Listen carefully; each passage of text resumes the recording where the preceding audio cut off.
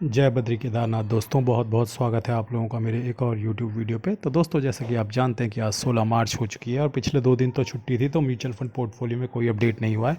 तो please comment section में ये लिखकर एक ऐसी रिक्वेस्ट मत कीजिएगा कि भैया म्यूचुअल फंड पोर्टफोलियो दिखा दो, क्योंकि जब कोई चेंज ही नहीं हुआ है तो जो मैंने आपको शनिवार को दिखाया था वही आज भी है, कोई बदलाव नहीं हुआ है। तो म्यूचुअल फंड पोर्टफोलियो को आज करते हैं स्किप और चलते हैं फटाफट अपने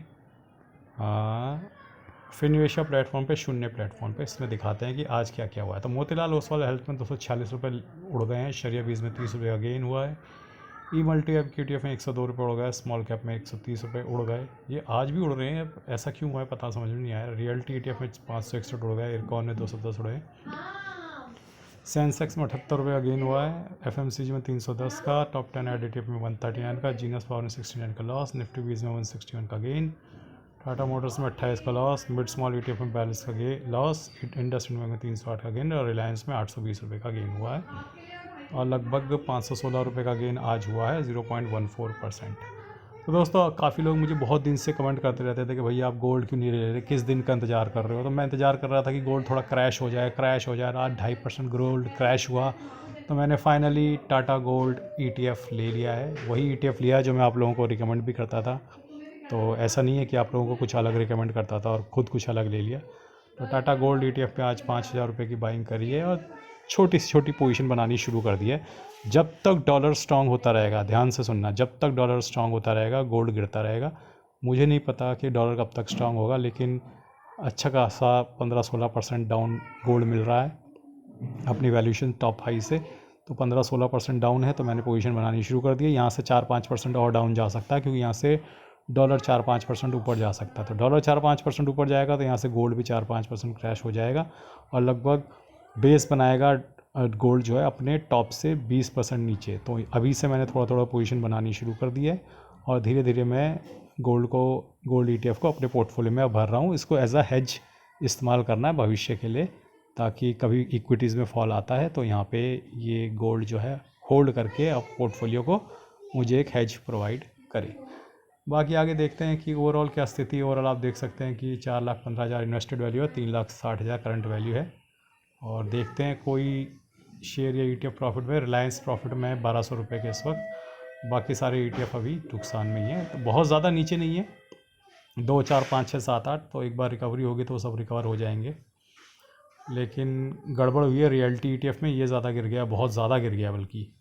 और बाकी शेयर्स पे तो अपना नुकसान पहले से ही है, लेकिन धीरे धीरे एवरेज कर रहे हैं इन्हें। तो हफ्ते में एक बार मैं एवरेज कर लेता हूँ इनको धीरे धीरे, और धीरे धीरे जब भी मार्केट में रिकवरी आएगी तो रियल्टी को छोड़ के बाकी ETF तो रिकवर कर ही जाएंगे। तो आज देखते हैं, निफ्टी 50 में 1.11% की बढ़त आई है और मिड कैप 50 में 0.17% गिरावट है, मिड कैप 100 में 0.27% की गिरावट है, मिड कैप 150 में 0.37% की गिरावट है, स्मॉल कैप 100 में 0.53% की गिरावट है, स्मॉल कैप 50 में 0.39% की गिरावट है, स्मॉल कैप 250 में 0.36% की गिरावट है। तो ओवरऑल आज ऐसा लग रहा है कि हल्का फुल्का पोर्टफोलियो प्रॉफिट में रह सकता है, लेकिन आप ये मत समझिएगा कि बॉटम बन गया है। ये सिर्फ टेम्प्ररी जंप है और ये जंप सिर्फ और सिर्फ बहुत ज़्यादा गिरने की वजह से आया है।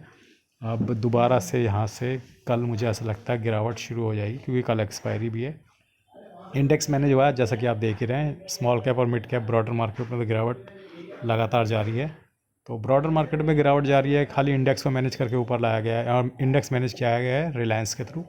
तो रिलायंस खरीद के इंडेक्स को ऊपर ले जाया गया है, बाकी और कोई भी मार्केट का सेंटीमेंट चेंज नहीं हुआ है। तो चढ़कर बाइंग मत करना, कल दोबारा पिटाई चालू होगी। आज का ब्रीदर दिया था मार्केट ने कि बहुत दिन से लगातार पीट रहे थे, तो एक दिन का टाइम्स दिया था। जैसे बचपन में खेल नहीं होता था, टाइम्स प्लीज़ करते थे बच्चे, टाइम्स प्लीज़, तो थोड़ी देर उनको टाइम्स दिया आपको, फिर कल से पिटाई दोबारा शुरू करनी है। आइए अब चलते हैं FIDI के डेटा पे। तो FI जो हैं आज भी लगभग 9,300 करोड़ की सेलिंग कर गए हैं, जिसके अगेंस्ट 12,500 करोड़ की DI ने बाइंग करी है। तो देखो, भर भर के FI बेच रहे हैं और इन बेचारों का कितना नुकसान हो रहा है FI का, मुझे तो ये समझ में नहीं आ रहा। बेचारों ने 60, 70, 80 पे जब डॉलर रहा होगा तब बाइंग करी होगी, आज की तारीख में 92 हो गया है। तो भगवान ही मालिक है, उनको मिल क्या रहा है। अगर उन्होंने 20-25% भी कमाया होगा, उसमें 20-25% तो रुपी वीक हो गया। इन्होंने कमाया क्या एफआई ने।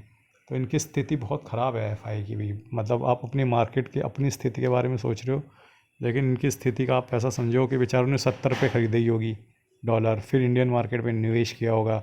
अब 20-25% कमाया होगा, लेकिन 30% तो रुपये गिर गया।